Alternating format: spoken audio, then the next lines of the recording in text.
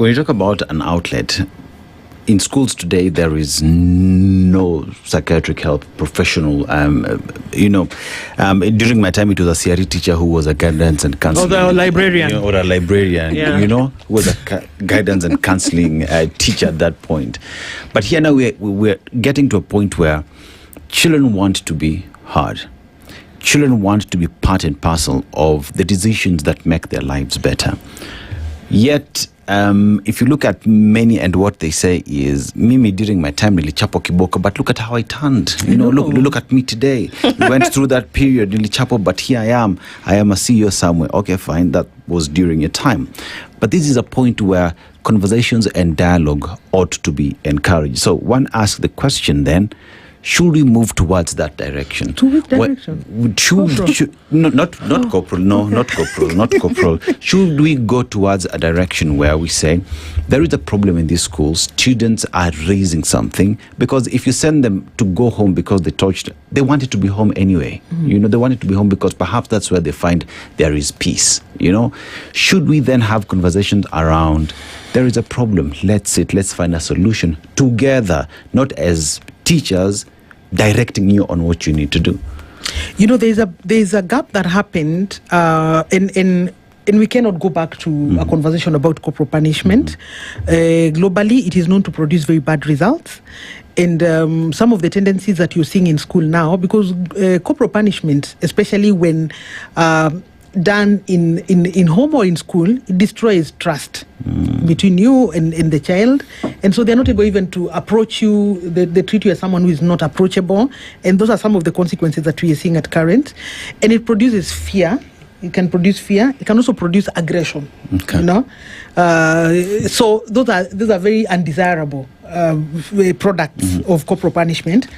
And internationally and even legally, we cannot go that direction. But when we outlawed corporal punishment in situations like home and in school, for home, we did not need to be guided as to the protocols, because at home I'll deal with you and deal properly.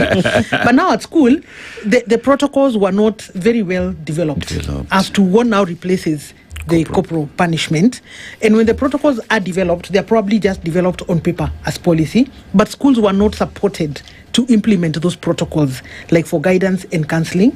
No one thinks, and the evidence that we have is that even including the capitation budget lines that we are having, there is no single shilling that goes towards that regard of supporting discipline or counseling in schools. So, like you're saying, the CRE teacher used to be that time. Even now, the situation is not any different from schools. And now, even the burden for teaching has probably even grown. So that guidance and counseling, we really cannot talk about it as developed. And considering that avenue of corporal punishment is closed up completely, and that is why you see people on social media saying, try and touch one, and then there are these parents who will be flashing car keys and coming and asking, and it is legitimate. Like, I mean, you cannot subject a child to illegal treatment or treatment that has been outlawed, by the law. Because as Ndu said, you do not know the extent to which an irrational person can go with corporal punishment. And clearly, we have lost children. Yes. There are children who have died in the hands of people attempting to perform some discipline or something like that. So corporal punishment is closed. But in the closure of it, we owe ourselves a new protocol. How do we then reinforce discipline? How do we correct children? How do we ensure that advising them sufficient? Because sitting under a tree with a child and just talking to them about, do not get me wrong, some Bible verses, are we equating discipline to religion at some point? Because I have a very strong feeling that is the direction that a lot of the correction would go towards, and it is not so. So we actually need experts in schools to be able to talk to children about discipline. It is not everything that can be sorted by religion.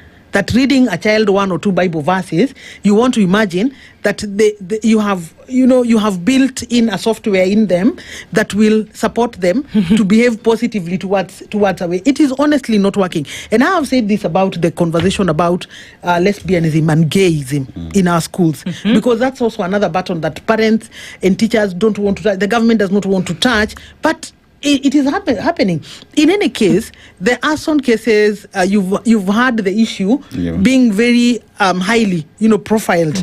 We do not know whether it is a truth or we do not know what it is. But the fact that it has been mentioned very, prominently, it gives us the latitude to address it. And here it is the issue. Heads of schools do not know what to do with those situations. With the lesbianism and homosexuality issues in schools, because they do exist. The issues exist, they are there, but heads of schools do not know how to deal with it.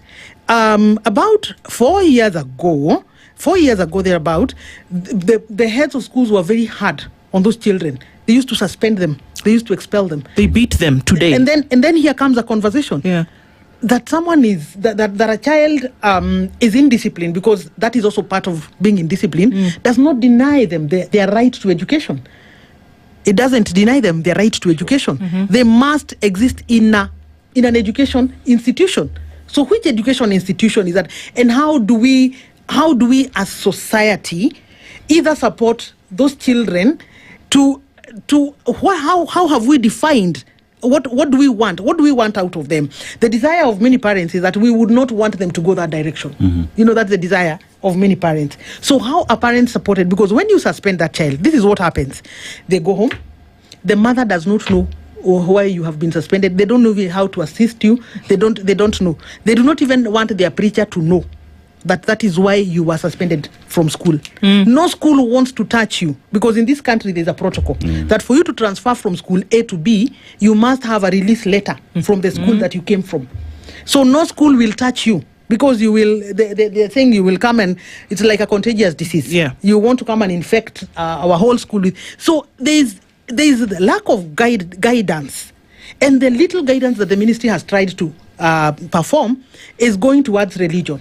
Well, since we decided to open that door, let's go. Because it is an issue, and it is guiding the mental thought of quite a number, whether they are involved or not. That we know, and I have sat with people in just the last week who've talked about the fact that their boys